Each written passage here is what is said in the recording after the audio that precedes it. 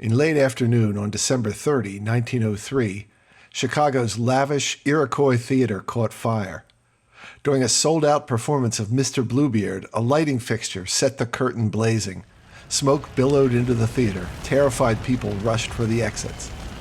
When they wrenched the outer doors open, the dry winter air ignited a firestorm. People struggled desperately to escape, trampling each other. They leaped from the balcony and they crushed those beneath them. They died at the exits, overcome by smoke and heat and flame. That very moment, General Superintendent of Police Francis ONeill sat a block away in city council chambers at a hearing into charges of graft. One of his lieutenants, a man he'd known for years, was accused of collecting protection money.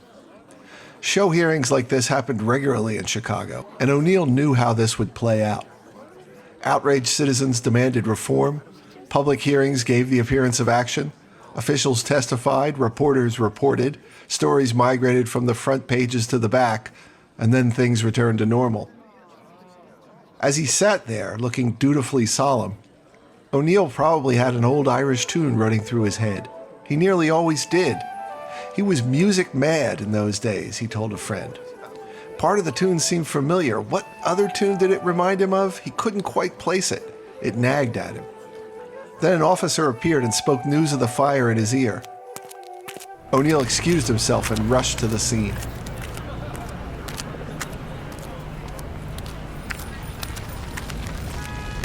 He arrived as the fire still burned. He and his officers made their way against panicked crowds in and up to the second balcony, where few had escaped.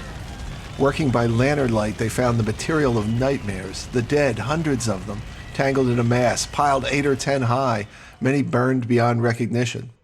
Worse, they could hear the sounds of people alive within the piles of bodies, and they worked in a feverish despair to get them out. About 600 people died in the fire. Reporters turned to the chief for an official count of what he had seen.